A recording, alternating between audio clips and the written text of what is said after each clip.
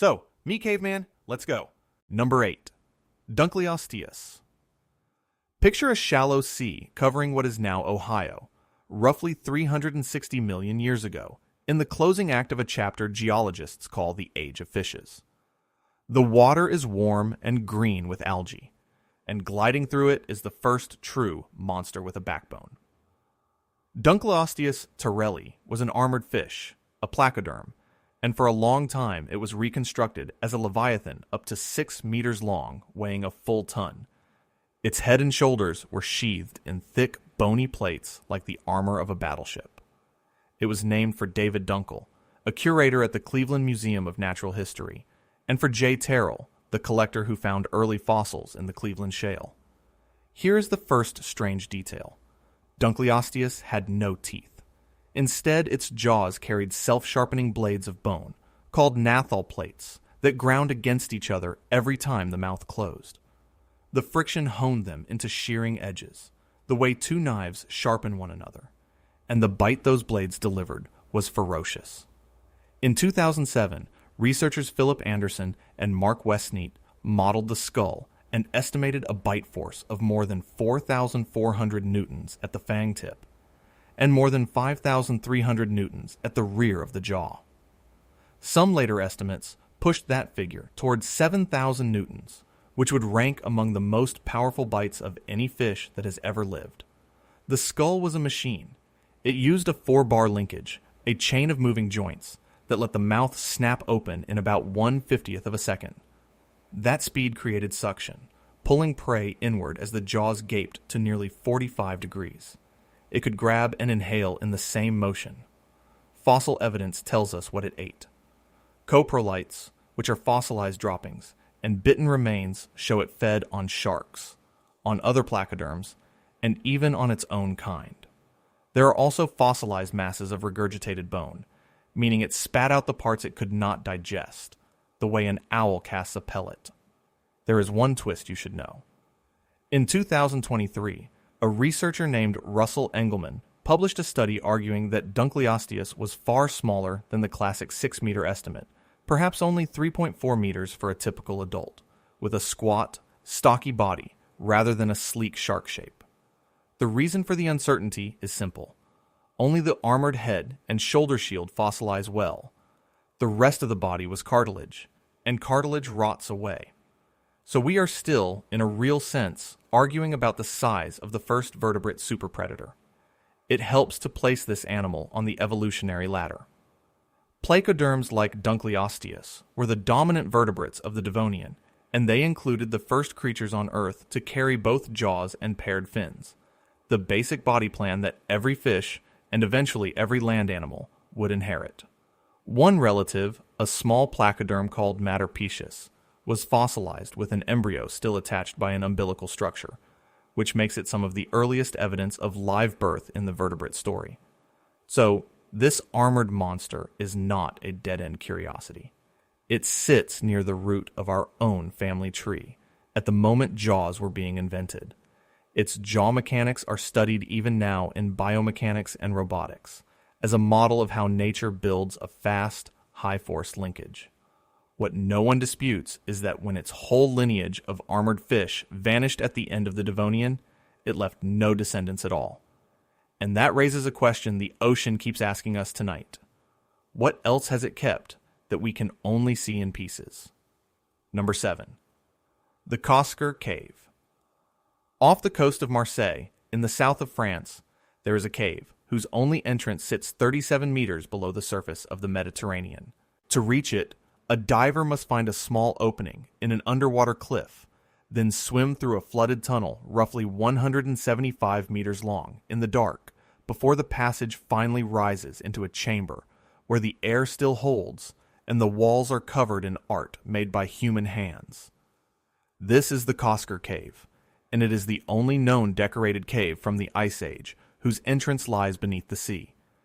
It was found in 1985 by a professional diver named Henri Cosquer, who kept its location secret for years. In 1991, exploring deeper with his niece and 2 fellow divers, he noticed something on the wall, a handprint, a stencil left by a person who had pressed a palm to the rock and blown pigment around it. Nearly 500 pieces of art survive inside. But that is only a fraction of what once existed, because rising seas have drowned roughly 4/5 of the original cave.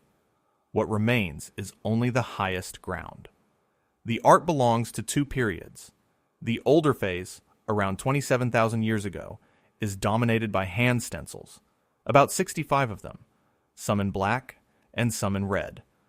A number of the hands show missing or bent fingers, and researchers still debate whether that reflects injury, disease, cold, or a deliberate gestural code. The later phase, around 19,000 years ago, includes detailed animals, and here Cosquer becomes unique.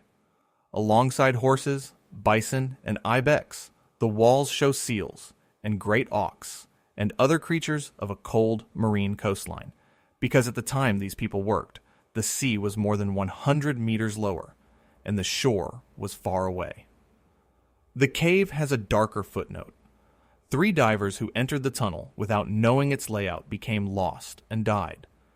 Access is now legally restricted, and scientists study the art mostly through photogrammetry and 3-dimensional scanning.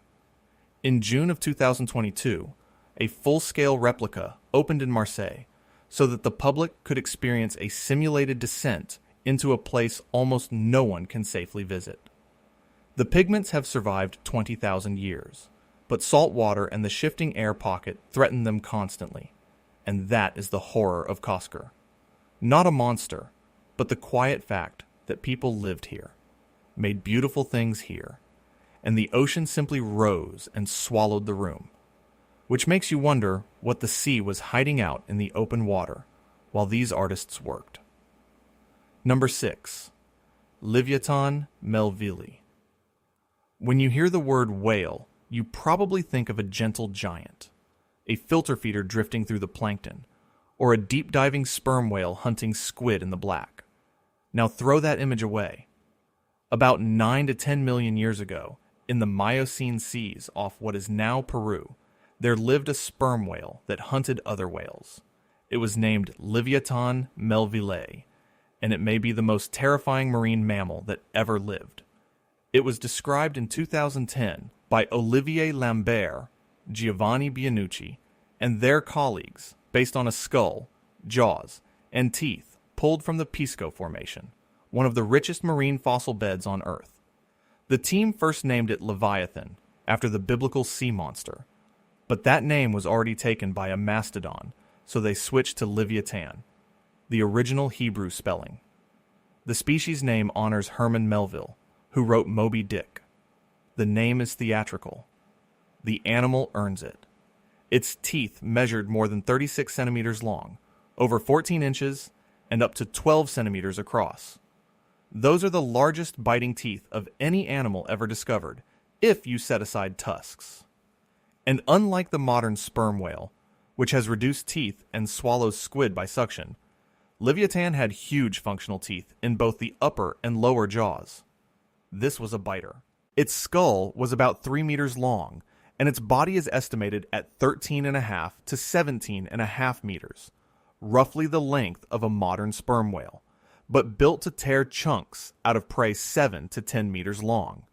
In other words, it hunted mid-sized baleen whales the way a killer whale attacks larger animals today. It did not rule those seas alone. Livyatan shared the Miocene Ocean with a giant shark, a shark whose name is coming later in this countdown, and the two are often imagined as rival apex predators, feeding on the same herds of whales. Livyatan likely carried a large spermaceti organ in its head, as living sperm whales do, possibly for echolocation, for acoustic display, or even for ramming. Those teeth were not just long, they were robust, deeply rooted, and built to withstand the stress of biting into bone, which is why researchers picture it tearing into prey rather than gulping it whole. The wider Pisco Formation preserves an entire food web frozen in stone, whales and dolphins and seals and marine sloths and sharks. So we are not guessing at an isolated animal, but reading it inside its ecosystem. Its extinction is tied to the cooling of the oceans late in the Miocene, which reorganized the food supply and stressed the giants at the top. Teeth resembling Livyatan have since turned up as far away as Australia and California, hinting it was more widespread than a single Peruvian skull suggested. That skull is a reminder that the ancient ocean did not have one monster. It had several, circling the same prey. And some of the strangest things on the seafloor are not animals at all, but shapes we still cannot agree on. Number 5. The Yonaguni Monument. Off the coast of Yonaguni Island, the westernmost inhabited island of Japan, there is a mass of rock beneath the waves that has divided serious scientists for almost 40 years. It was found in 1986 by a diver named Kihachiro Aratake, who was scouting for hammerhead sharks, and instead swam up to a structure that looked, to his eyes, impossible. It is about 100 meters long, 60 meters wide, and 25 meters tall. It has flat terraces, straight edges, and features that resemble steps and platforms. To many people who see the photographs, it looks built. The central question is simple to state and very hard to answer. Is the Yonaguni Monument a natural rock formation, or did human hands shape it? The bedrock itself is Miocene sandstone and mudstone, around 20 million years old. That age is not in dispute. What is disputed is whether people ever carved, terraced, or used it, which could only have happened during the last ice age, more than 10,000 years ago, when sea level was low enough for the top to be exposed. On one side stands Masaki Kimura, a marine geologist at the University of the Ryukyus, who has spent years arguing the monument is at least partly artificial. He points to what he reads as quarry marks, carved faces, rudimentary characters, a shape he interprets as a turtle, and features he calls roads. He has even linked it, speculatively, to the mythical lost land of Mu. On the other side stands geologist Robert Schoch of Boston University, who dived the site and concluded it is entirely natural. Schoch notes that the sandstone fractures along parallel bedding planes, splitting into blocks with straight edges and right angles all on its own, no human required. The mainstream scientific position sides with Schoch. No tools, no carvings, no unambiguous artifacts have ever been recovered from the site. Neither Japan's Agency for Cultural Affairs nor the Okinawa prefectural government recognizes it as a cultural monument, and neither has funded excavation or preservation. Most geologists classify the man-made claims as pseudo-archaeology. It does not help that the site sits in strong currents that make careful documentation difficult, or that similar blocky geometric formations occur naturally in jointed sandstone and basalt elsewhere in the world. The closest cousin to this debate is the so-called Bimini Road in the Bahamas, another underwater feature that looks paved but turned out to be natural jointing. And yet the terraces are genuinely striking, which is exactly why the debate will not die. Even in Kimura's strongest version, the defensible claim is modest, that humans may have terraced a natural feature, not that they built a pyramid. The truth is that Yonaguni tells us as much about the human mind, about our hunger to see design in stone, as it does about the seafloor. But not every drowned human world is a mirage. The next one is absolutely real, and it rewrites the story of Stone Age Britain. Number 4. Bouldnor Cliff. In the Solent, the strait that separates the Isle of Wight from the south coast of England, there is a submerged cliff face, 11 meters underwater, that has quietly upended what archaeologists thought they knew about prehistoric Britain. It is called Bouldnor Cliff, and it preserves a sealed Stone Age land surface dated to about 8,000 years ago, from a time when this was dry ground and Britain was still joined toward continental Europe. The way it was found is almost absurd.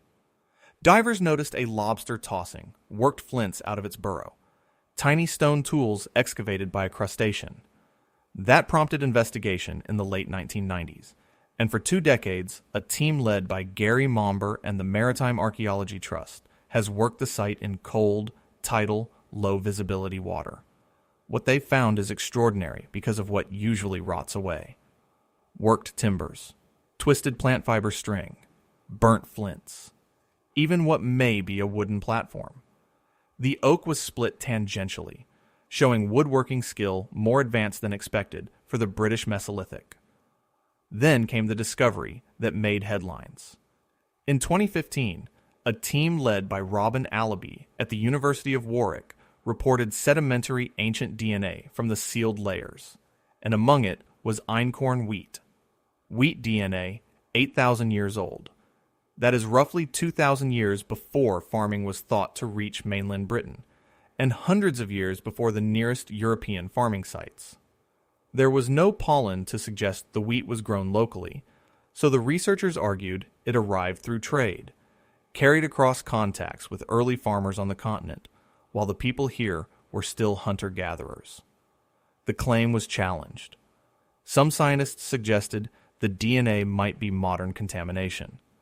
The original team defended the sealed stratigraphy and the damage patterns in the DNA, which are consistent with real age.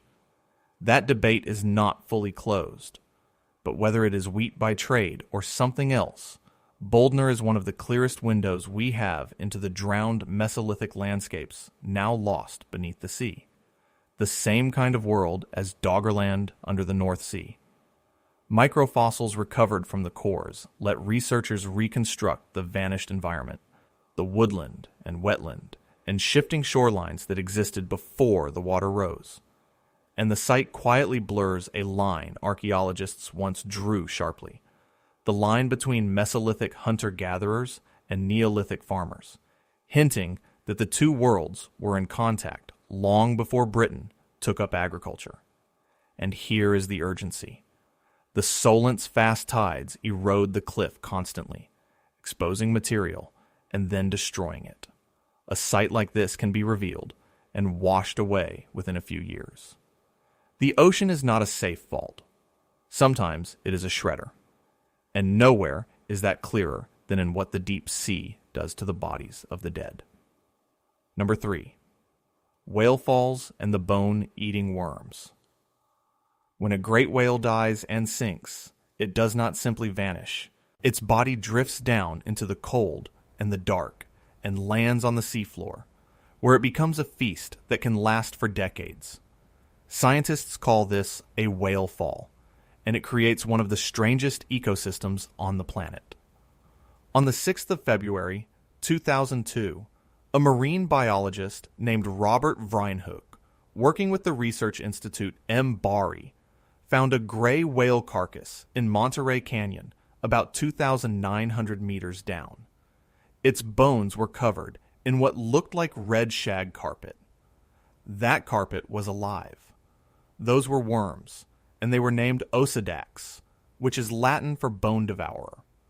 When they were formally described in 2004 by Greg Rouse, Shauna Gaffredi, and Vrynhoek, they turned out to be like nothing else. An Osedax worm has no mouth, no gut, no anus. Instead, it grows green, root-like structures that bore directly into bone. Those roots secrete acid to dissolve the bone, and symbiotic bacteria living inside the worm digest the fats and collagen released. Stranger still, only the females feed and grow visible plumes. The males are microscopic, and dozens or even hundreds of them live inside a single female's tube.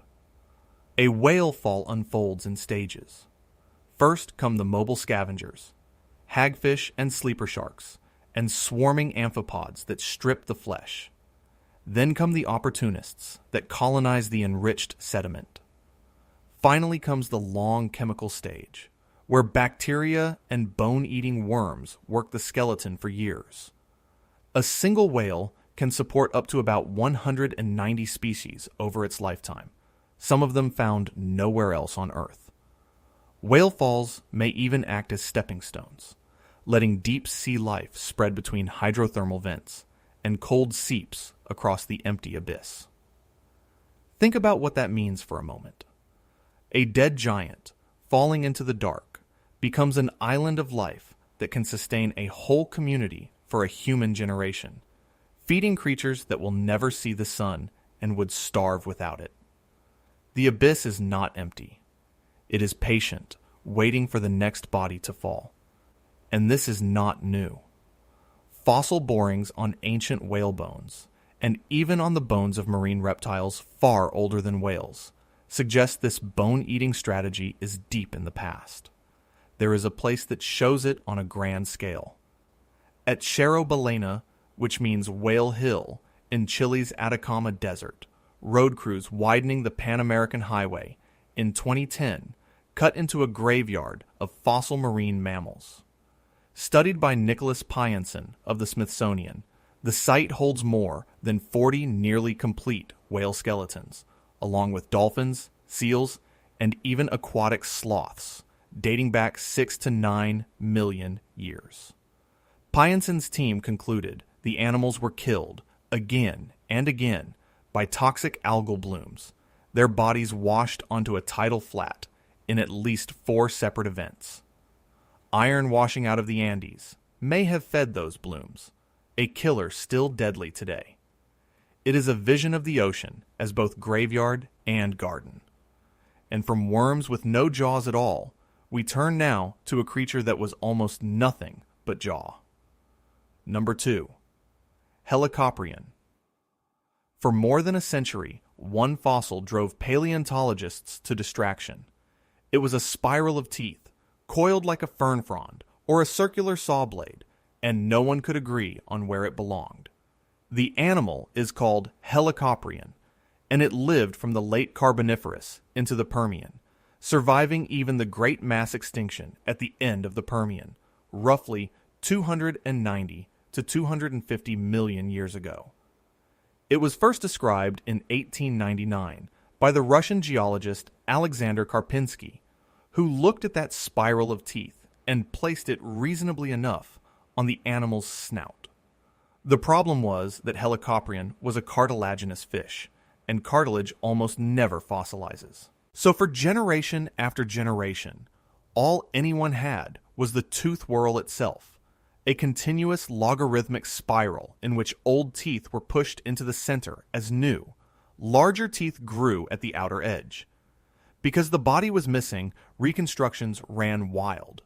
Some artists put the whorl on the upper jaw, some on the lower. Some curled it out of the snout like an elephant's trunk. Some even placed it on the dorsal fin, or the tail. For over 100 years, the buzzsaw shark was a guess.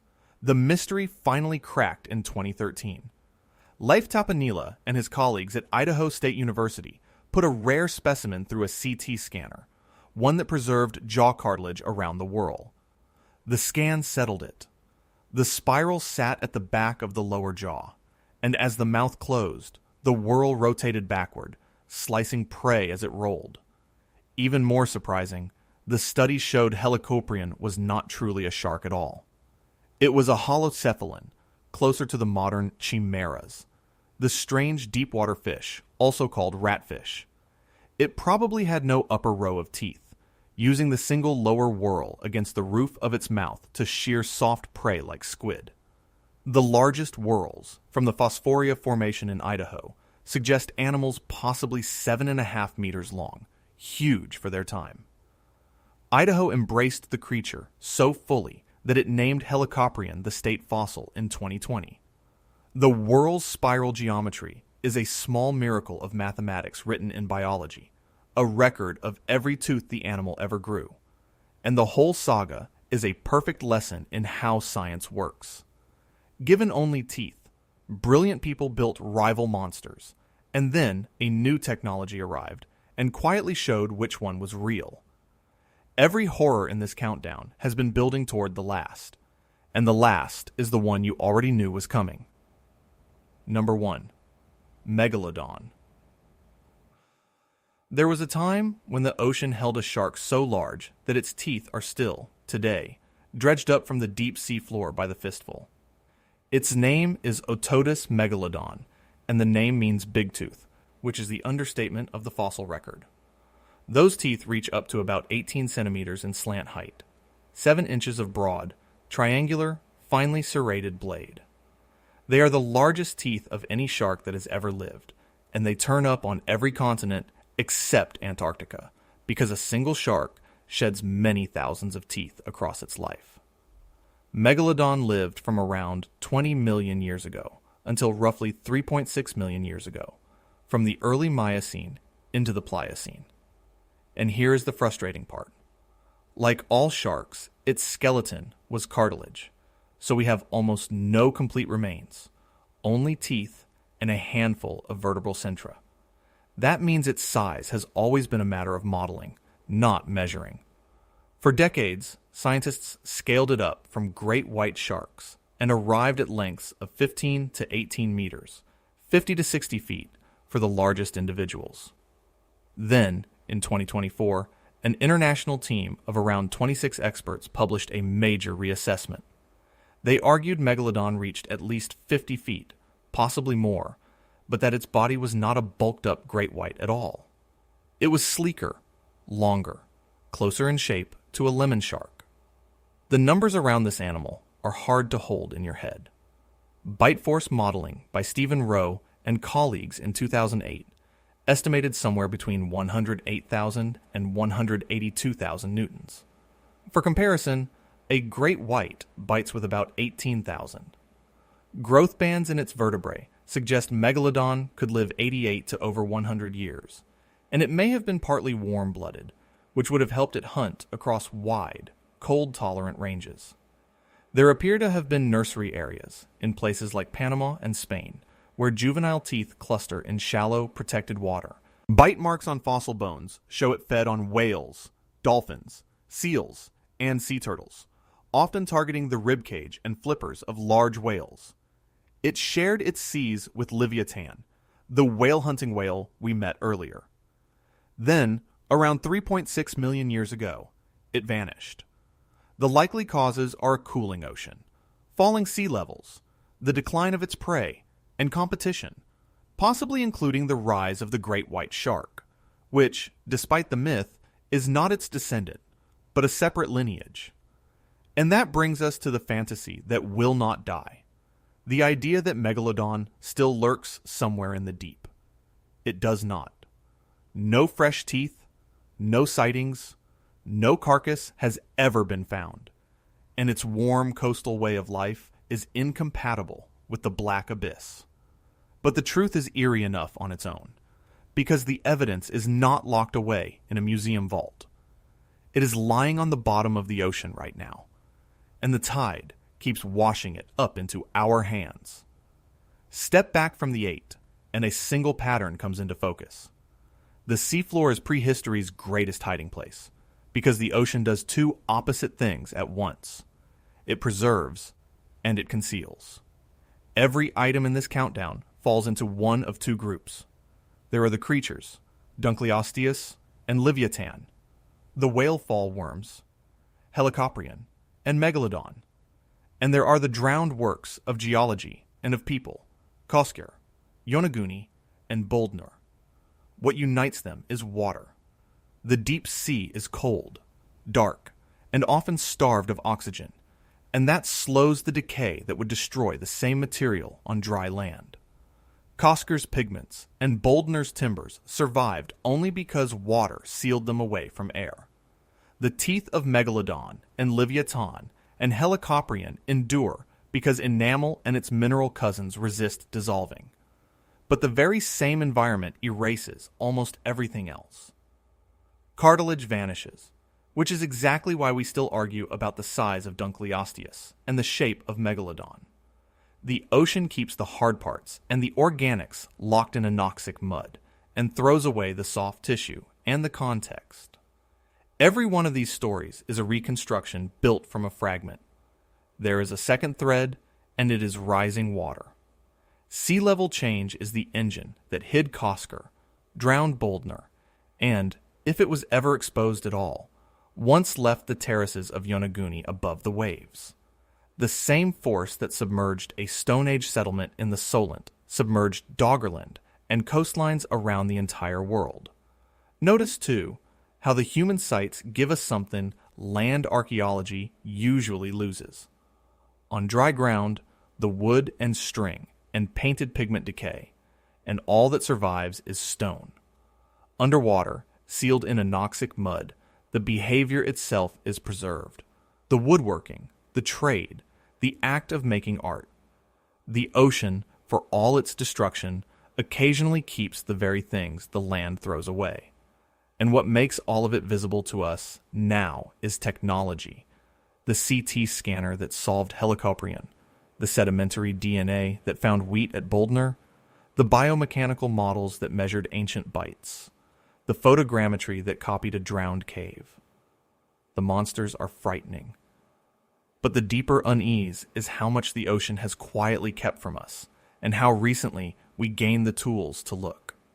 To understand why some of this survives while most is lost, you have to understand how the seafloor makes a fossil, and how it destroys one. The study of what happens to remains between death and discovery is called taphonomy, and the ocean floor is its most dramatic laboratory. The single most important factor is speed of burial. When a body is quickly covered by fine sediment, it is locked away from scavengers and from oxygen, and it has a chance to become stone. The great fossil beds behind these stories, the Pisco Formation that gave us Livyatan, the Cleveland Shale that gave us Dunkleosteus, are exactly this kind of fine-grained, oxygen-poor deposit. Whale falls show the opposite process in real time.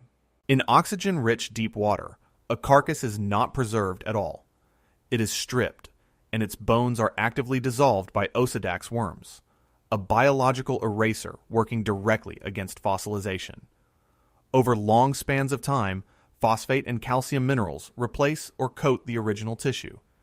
And teeth survive best of all, because they are the hardest, most mineralized tissue a vertebrate makes. That is why our record of ancient sharks is essentially a record of their teeth. Then there is the water itself, always moving. Sea level change decides whether a site is buried and protected, or exposed and smashed by wave energy. Bouldnor is the clearest case, where fast tides reveal a Stone Age surface and then destroy it within years. Cosquer faces a chemical threat instead, its pigments at the mercy of saltwater and a shifting pocket of trapped air. Tectonics and compaction reshape submerged rock, as at Yonaguni, where jointed sandstone splits into deceptively regular blocks. And Cerro Balena shows how a single catastrophe, a toxic bloom that kills dozens of whales at once, combined with a tidal flat to bury them, can produce an exceptional concentration of fossils. Every fossil, in other words, is a survivor of a destructive gauntlet. What we think existed is quietly shaped by what the ocean happened to spare. And behind so many of these drowned worlds stands one force worth examining on its own. That force is rising seas. At the height of the last ice age, about 20,000 years ago, sea level stood roughly 120 meters lower than it does today. Vast stretches of what are now continental shelf were dry land, broad coastal plains where animals grazed and people lived. Then the great ice sheets began to melt, and through the early Holocene, the oceans rose, sometimes rapidly, drowning those lowlands 1 meter at a time. This is the machine behind the countdown's human sights. Cosquer's entrance dropped 37 meters underwater as the Mediterranean climbed. Bouldnor and the wider Solent were dry ground connected toward continental Europe until the water came. The archetype of this loss is Doggerland, an entire habitable plain now buried under the North Sea, where trawlers still haul up the bones and tools of a vanished world. Yonaguni's flat terraces, if they were ever above water, could only have been exposed during those low-sea glacial times. And because coastal humans preferred to live near the shoreline, an enormous share of the human story is now underwater by default. The pace could be brutal. Meltwater pulses raised seas by meters within a few human lifetimes, and episodic disasters, like the Storegga submarine landslide and its tsunami, finished off lands that were already shrinking. Around the modern world, submerged forests, fossil footprints, and drowned settlements ring the coasts as evidence. This is the entire reason maritime archaeology exists, to recover a chapter of prehistory that the sea has claimed. and it carries a sharp, modern echo. Today's rising seas, driven by a warming climate, threaten coastal cities and coastal heritage in exactly the same way, turning the shorelines of the present into the drowned Cosquers of the future. These lost worlds are both a record and a warning, and for everything we have pulled back from the water, far more remains out of reach. It is worth being honest about how much remains unknown, because the ocean floor is the least explored archive of prehistory on Earth. Start with the creatures. The true size and body shape of Dunkleosteus is genuinely unresolved, caught between a 6-meter monster and a 3.5-meter version. We have no complete skeleton of Megalodon, so even its proportions are modeled rather than measured. Livyatan's behavior and full body are inferred from essentially a single skull, and while the CT scan settled where Helicoprion's whirl sat, the exact motion of its bite is still being refined. The drowned sites keep their secrets too. Whether whale falls truly served as evolutionary stepping stones between vents and seeps is still debated, and the full antiquity of bone-eating worms is still emerging from fossil borings on ever-older bones. 4/5 of Cosquer is simply gone, drowned beyond recovery, and we will never see most of its art. The debate over Bouldnor's wheat DNA, trade versus contamination, is not fully closed, and Yonaguni will most likely never be proven either way without a single unambiguous artifact, which after decades of diving has not appeared. Above all, we do not know how many Cosquer-like and Bouldnor-like sites still wait in the dark, because deep-sea exploration has mapped only a small fraction of the seafloor in real detail. Consider the scale of our ignorance. We have better maps of the surface of Mars than of large parts of our own ocean floor, and the drowned coastal plains where prehistoric people most likely lived are precisely the areas hardest to survey. New methods keep overturning old certainties. The CT scan, the isotope analysis, the sedimentary DNA that can detect a species from mud alone with no bone at all. Each answered question tends to open a new one. We learned where the buzzsaw whirl belonged, and immediately began asking exactly how it cut. The honest summary is that the bottom of the ocean is a library we have barely entered, and better mapping and sampling could rewrite every story in this countdown within a decade. So what does it mean that so much of our past lies below us, in the dark, waiting? The seafloor holds both the monsters and the memory. It holds the predators that once ruled these waters, and it holds the drowned works of our own ancestors, side by side in the same cold silence. Dry land gives us bones and stone. The ocean gives us something rarer, behavior and soft detail and whole lost landscapes. The string a Stone Age hand once twisted, the pigment a person once blew around their own palm. The horror of the deep is a double one. There is what once hunted here, the armored jaws and the whale-killing teeth, and the shark whose bite could crush bone like paper. And there is the quieter terror of how completely the sea can erase a world, rooms full of art reduced to a single surviving wall, a farming secret carried across water and then buried for 8,000 years. Both kinds of horror are real, and both are still being read out of the mud, one fragment at a time, by people willing to descend into cold and darkness to find them. Remember that Megalodon's teeth are not sealed in a vault. They wash up. The past literally returns to us on the tide. Cosquer and Bouldnor prove that people lived and made and traded on coasts that are gone.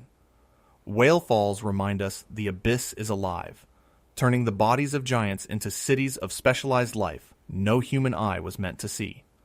And Yonaguni reminds us that some of the mystery is inside us, in our hunger to find design in the shape of a stone. Most of the ocean floor remains unmapped in detail. The archive is largely unopened, and rising seas are still adding to it, drowning today's shorelines into tomorrow's discoveries. Picture, one last time, a diver's torch moving through black water, and the beam catching something no one has seen for 100 centuries. A handprint. Or a tooth. Whatever it is, it has been waiting in the dark for longer than our whole recorded history, and it surfaces only because someone chose to look. The bottom of the ocean is prehistory's deepest vault, and it is still mostly sealed.